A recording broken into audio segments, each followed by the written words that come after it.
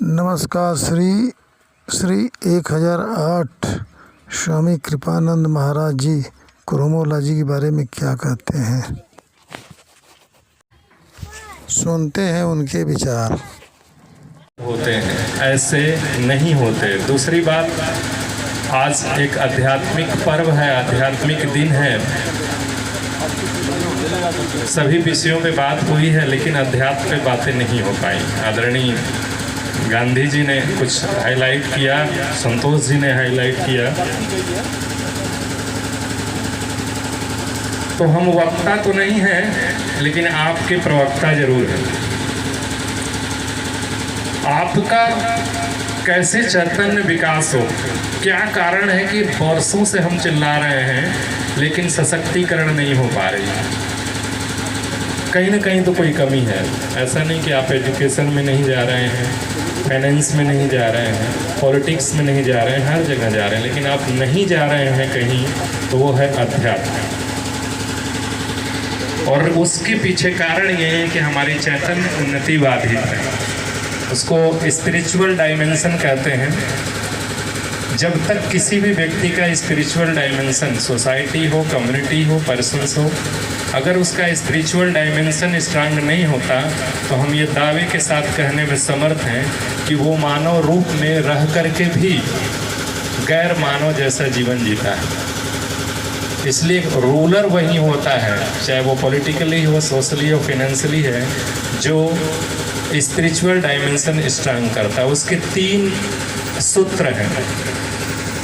हमारी चैतन्य उन्नति कैसे हो, ये आप लोगों ने मुझे बुलाया, यहाँ बहुत गणमान्य लोग हैं, काफ़ी अभिवादन, प्यार, सम्मान लुटाया। इसके लिए हम आभारी भी हैं और धन्यवाद भी देते हैं। बावजूद इसके कि यह कारवा तो चलता रहेगा, लेकिन मेरे होने का या माँ कर्मा देवी के होने का अगर आपके जीवन में कोई सकारात्मक प्रभाव न पड़े, तो ये मंच और माला चलता रहेगा।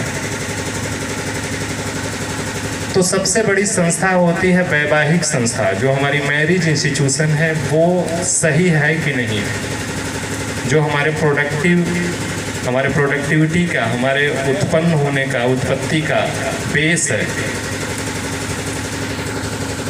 साइंस के अनुसार देखें तो जो मेरी समझ है, बहुत सारे कम्युनिटीज़ में, पर्टिकुलर हम नहीं किसी को कहेंगे, मैरिज इंस्टीट्यूशन डैमेज है।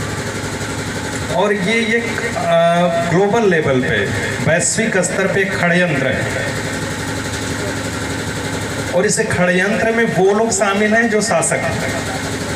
किसी व्यक्ति विशेष से मेरा कोई मतलब नहीं, पंथ संप्रदाय से कोई लेना देना नहीं। जो वैवाहिक संस्था है वो पूरी तरह से क्षतिग्रस्त है। जो प्रोडक्शन का सबसे ग्राउंड है, वहाँ ही हम डैमेज हैं, जिसको कहते हैं क्रोमोलॉजी, लाइक डीएनए। उस पे काम, हमारे बीच में डॉक्टर्स भी बैठे हुए हैं और काफ़ी अच्छे चिंतक भी लोग हैं। मैं अध्यात्म के परिपाटी एवं परंपराओं से हट के बोल रहा हूँ, जो हमारे हित में हो। चाहे तो हम भी भजन सुना करके निकल सकते हैं। बावजूद इसके ये काम की चीज़ें आज नहीं है, क्योंकि वैज्ञानिक एरा है और वैज्ञानिक सोच हम नहीं रखेंगे, धर्म और अध्यात्म में फर्क नहीं समझेंगे, तो जीवन हम फॉलोअर करके बिता देंगे, फॉलोअर ही रहेंगे, लीडर नहीं हो पाएंगे।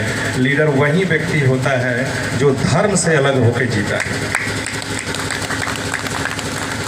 अध्यात्म खोज है, धर्म आचरण है। और ये जो फंडामेंटल डिफरेंसेस है हमारे देश में, वो बहुत चालाकी से इसको छुपाया गया है। अध्यात्म और धर्म दोनों को जोड़ दिए गए, लेकिन वो जो आज मेरा संविधान है, वो कल का धर्म हो जाएगा। जीने की जो आचरण की व्यवस्था थी, सामाजिक व्यवस्थाओं को निर्धारित करने वाले नीतियों का जो पुलिंदा था या संहिता, उसी को तो धर्म कहते हैं। लेकिन वो अध्यात्म नहीं है। अध्यात्म है आपका विकास कैसे हो, चाहे वो आर्थिक हो, सामाजिक हो। हमारा सोशियोलॉजी स्ट्रक्चर है, जो हमारी सामाजिक व्यवस्था है, वहाँ पे हम कहाँ हैं। नीति हमेशा गुप्त रहती है, नियत हमेशा खुला रहना चाहिए। और मैं तब से एक अनवरत यात्रा में निकल पड़ा। और परमपिता परमात्मा की कृपा है कि महामंडलेश्वर एक धार्मिक क्षेत्र की उपाधि है, जो यह एक जिम्मेवारी है, कोई शोभा नहीं। अगर हमारे होने का या किसी भी व्यक्ति के होने का आप लाभ नहीं उठाते तो आपका दुर्भाग्य नहीं, वो उस व्यक्ति का अर्थात मेरा दुर्भाग्य है। तो हम आप लोगों से आग्रह करेंगे कि अधिक से अधिक लोग, पहले तो इकलौता पीठ बना है पूरे विश्व में दिव्यांग पीठ, जिसकी जिम्मेवारी गौरवपूर्ण तरीके से परमात्मा ने मुझे बख्शा है। तो आप लोग उसके मेरिट से जुड़े, फॉलोअर मत बने। मेरे यहाँ ध्यान सिखाए जाते हैं, अध्यात्म के बहुत सारे क्लासेज हैं। 2 चीज़ें बेसिक रूप से हम सिखा रहे हैं। एक स्वर विज्ञान है जो ह्यूमन कम्युनिटी को, मानवीय समुदाय को टोटल विषमताओं से, संपूर्ण विषमताओं से मुक्त करने के विज्ञान का नाम है स्वर विज्ञान। ये मैंने कहा ना,